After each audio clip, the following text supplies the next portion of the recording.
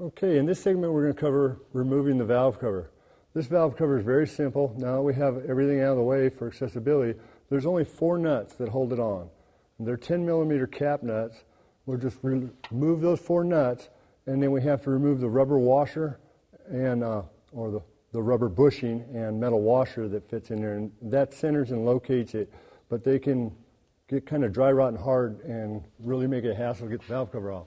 So we'll remove the bolts first. And if you remember back to our earlier segment, we've already got one of them out of the way. Yeah, I'll just break each one free. It really doesn't matter what order you take them off. When you tighten them down, you want to go around and use a crisscrossing pattern. But it's really not an issue at this point. And the first one we did, which was closest to the distributor, if you notice, it has one of the bracket for the plug wires. And you want to make sure and remember where that went so it can go back and hold the plug wires in place.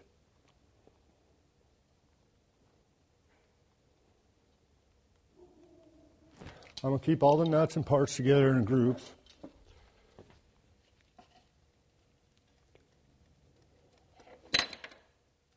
After we get the nuts off, I'm going to use a straight screwdriver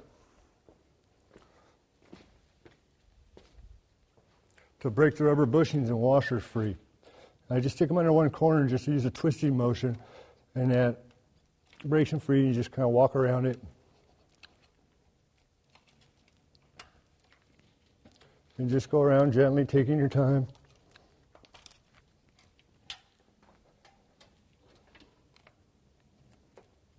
Some of them come off a little easier than others.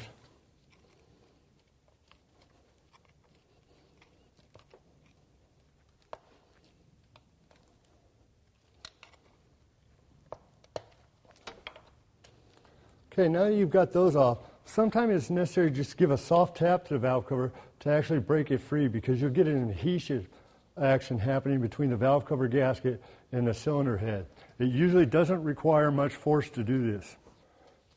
And I'm just going to use a screwdriver and insert it in the clearance there between the valve cover and the head, and using a twisting motion, I'll use that to break it free. Sometimes a rubber mallet works real easy. This just seemed to be more accessible for me this time. So I just went around, caught each one of the 4 corners, give it a good twist, and that breaks it free, and it should lift straight up and off the vehicle. Remembering to keep the rubber valve cover gasket underneath attached with the valve cover. And I'll just set that aside. After removing the valve cover, you'll see there's 4 seals, and those seal the engine oil out of the spark plug chamber. You'll need to remove those at this time.